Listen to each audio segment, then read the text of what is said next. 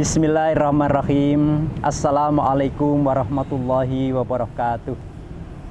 Innal hamdalillah nahmaduhu wa nasta'inuhu wa nastaghfiruh wa na'udzu billahi min sururi anfusina wa sayyiati a'malina may yahdihillahu fala mudhillalah wa may yudlil fala hadiyalah. Asyhadu alla ilaha illallah, asyhadu anna Muhammadan abduhu wa rasuluhu, amma ba'du. Pemirsa yang dimuliakan Allah Subhanahu wa taala, alhamdulillah, segala puji dan syukur kita panjatkan ke Allah Subhanahu wa taala atas nikmat dan rahmatnya yang diberikan kepada kita semuanya, sehingga sampai hari ini kita masih dalam ridho Allah Subhanahu wa taala. Dengan wujud kita masih sehat, masih diberi kesempatan untuk menunaikan amalan-amalan ibadah di dalam bulan Ramadan ini.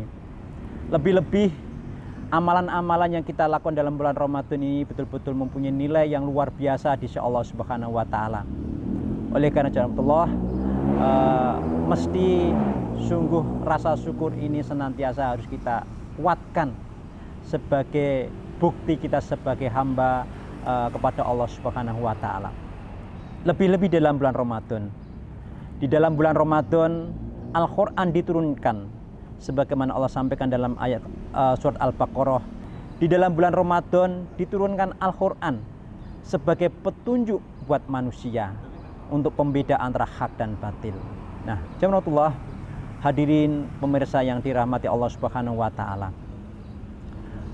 Di dalam bulan Ramadan setiap amalan-amalan yang kita lakukan dilipat gandakan oleh Allah Subhanahu wa taala. Semua amalan-amalan kebaikan yang kita lakukan dilipat gandakan oleh Allah Subhanahu wa taala. Suatu ketika ada sahabat bertanya kepada Rasulullah SAW. Dari Anas radhiyallahu an, sahabat bertanya, "Ya Rasulullah, ayu shadaqati afdalu?" Maka Rasulullah menjawab, "Qalu shadaqatun fi Ramadan." "Ya Rasulullah, sedekah apa yang utama ya Rasulullah?" Maka Rasulullah menyampaikan, sedekah di dalam bulan Ramadan. Rasulullah SAW memberikan contoh. Para sahabat menyampaikan Rasulullah SAW itu adalah orang yang paling dermawan, paling mudah memberikan sesuatu kepada orang lain. Tetapi di dalam bulan Ramadan Rasulullah lebih daripada itu. Ibarat sungai mengalir dengan deras dalam rangka untuk bersedekah kepada orang lain.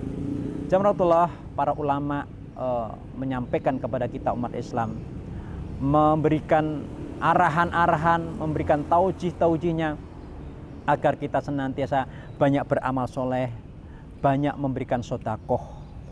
Sedekah dengan berupa apa yang kita miliki. Lebih-lebih di masa pandemi ini, orang-orang banyak sekali kehilangan pekerjaannya.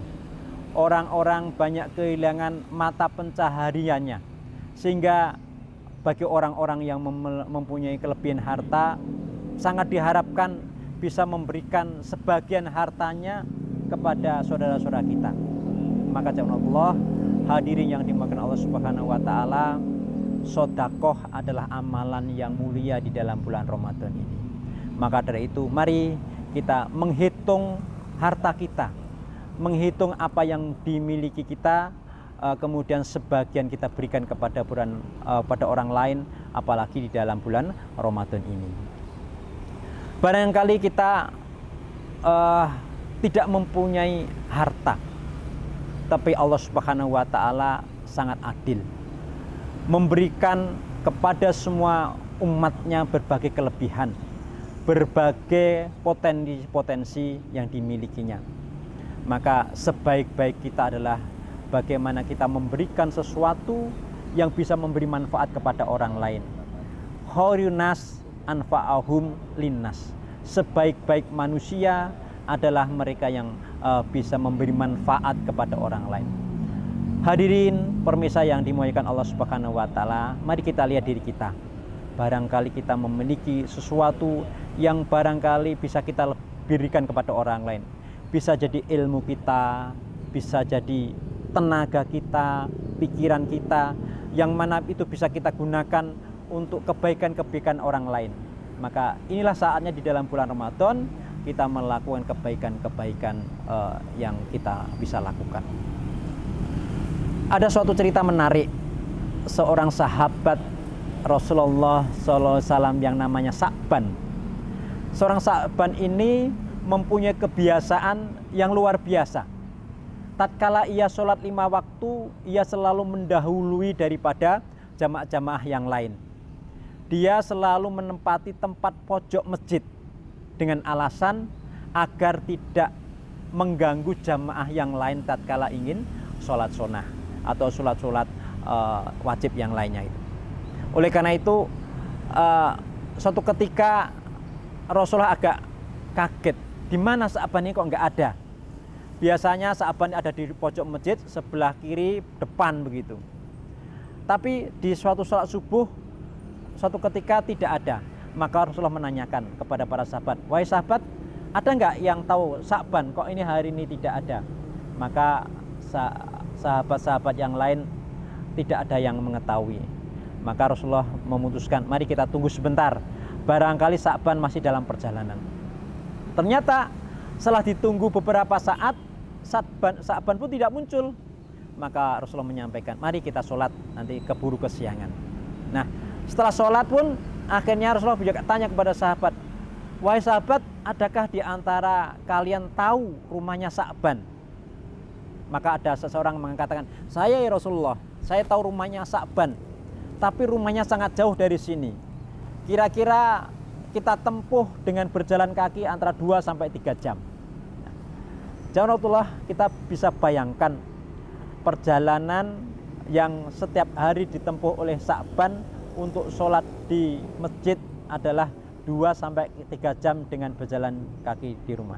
Maka Rasulullah SAW mengajak sahabat, mari kita coba berkunjung ke rumah Sa'ban. Barangkali ada sesuatu yang terjadi pada diri Sa'ban. Akhirnya setelah subuh, Rasulullah dengan para sahabat jalan kaki menuju rumahnya Sa'ban. Sampailah di rumah Sa'ban kira-kira waktu duha, ba'da subuh sampai waktu duha. Nah, kemudian di situ ada seorang wanita, maka Rasulullah menyampaikan, Assalamualaikum. Waalaikumsalam. Apakah betul ini rumah Sa'ban? Maka wanita pun menjawab, ya, ini rumahnya Sa'ban. Saya istri daripada Sa'ban. Boleh saya ketemu Sa'ban? Maka istri pun menangis kemudian menyampaikan, wahai tuan, Sa'ban suami saya baru meninggal tadi pagi, sekarang telah dikuburkan. Kemudian Rasulullah, innalillahi wa inna ilaihi raji'un. Maka begitulah Rasulullah nyampaikan. Kemudian istrinya bertanya, wahai Rasulullah, saya ingin tanya, tatkala suami saya ingin akan sakaratul maut, ia berteriak 3 kali, aduh, kenapa kok tidak lebih jauh? Kemudian yang kedua, aduh, kenapa kok yang tidak lebih baru? Yang ketiga, aduh, kenapa kok enggak semuanya? Maka Rasulullah pun menyampaikan kepada istrinya, wahai istri Sa'ban, sesungguhnya dibukakan penglihatan Sa'ban yang selama ini tidak terlihat. Kemudian tatkala sakaratul maut dilihatkan amalan-amalan kebaikannya dan sekaligus pahala yang akan didapati di surga nanti. Maka yang pertama ia menyampaikan, aduh, kenapa kok enggak lebih jauh?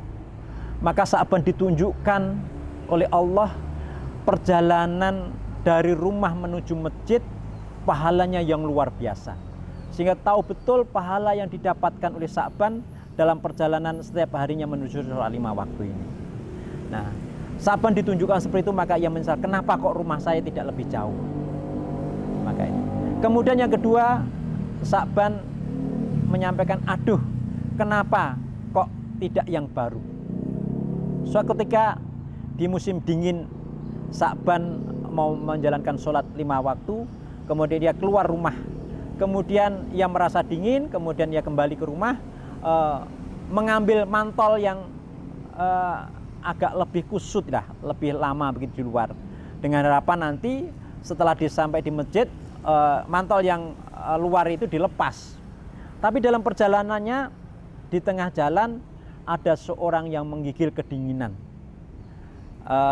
Karena udara yang sangat dingin itu, tibalah ada rasa iba di dalam hati Sa'ban. Maka Sa'ban melepas mantelnya yang luar, ya, kemudian diberikan kepada orang yang kedinginan itu, kemudian orang yang kedinginan itu diangkat, dibawa ke masjid untuk sholat subuh bersama-sama. Nah, tatkala melihat seperti itu, Sa'ban ditunjukkan pahalanya, betapa pahala yang luar biasa yang diberikan Allah Subhanahu wa taala dengan amalan memberikan mantal kepada orang yang kedinginan itu. Maka Sa'ban menyesal, kenapa yang saya berikan kok yang tidak baru? Andaikan yang lebih baru, maka pahalanya lebih besar. Tapi tentunya tidak mungkin, karena yang baru dilepas, karena dalam kondisi seperti itu yang ada di luar adalah yang tentunya yang agak lawas. Kemudian dengan harapan setelah itu meskipun yang lawas tadi, kalaupun ada debu-debu yang kotor adalah yang luar begitu. Nah, kemudian yang ketiga, pemirsa yang dimuliakan Allah Subhanahu wa taala, yang ketiga, kenapa kok enggak semua? Suatu ketika di pagi hari Sa'ban akan sarapan pagi. Seperti biasa, orang di tanah Arab itu mempunyai roti yang besar ukurannya, yang tentunya tidak sama dengan orang Indonesia, 3 kali lebih besar. Kemudian tatkala ia mau mencelupkan di air susu, maka tibalah seorang pengemis. Wahai Tuan, saya sudah 3 hari tidak makan, tolong saya beri sedikit rotinya. Maka Sa'ban pun tiba, ada rasa iba kepada orang itu. Akhirnya roti itu diparuh jadi 2, yang separuh diberikan kepada pengemis tadi. Maka tatkala dalam kondisi sakaratul maut, Sa'ban ditunjukkan pahala yang didapat dari memberikan sedekah kepada orang lain, dibuka roti itu. Maka Sa'ban menyesal, kenapa kok tidak saya berikan semuanya? Andaikan saya berikan semuanya, maka pahalanya akan lebih besar. Inilah yang disesali Sa'ban tatkala Sa'ban dalam kondisi sakaratul maut, ditunjukkan pahala-pahala akan amalan-amalan kebaikannya itu. Hadirin pemirsa yang dirahmati Allah Subhanahu wa taala, sekali lagi ini bulan Ramadan, bulan penuh dengan berkah, bulan penuh dengan kenikmatan-kenikmatan yang barangkali bisa kita ambil dengan melakukan amalan-amalan kebaikan kita. Sholat kita, sholat tarawih kita, kemudian juga baca Quran kita, lebih-lebih sodakoh. Sodakoh yang utama menurut Rasulullah, sodakoh yang dilakukan di dalam bulan Ramadan. Maka sekali lagi saya mengajak kepada pemirsa, mari berupaya memberikan amalan-amalan kebaikan itu semuanya. Tentunya tidak akan kembali kepada orang lain, tetapi akan kembali kepada diri kita masing-masing. Demikian pemirsa yang dimuliakan Allah Subhanahu wa taala, kultum yang saya sampaikan semoga bermanfaat buat saya pribadi khususnya dan juga kepada pemirsa semuanya. Demikian, kurang lebih mohon maaf. Assalamualaikum warahmatullahi wabarakatuh.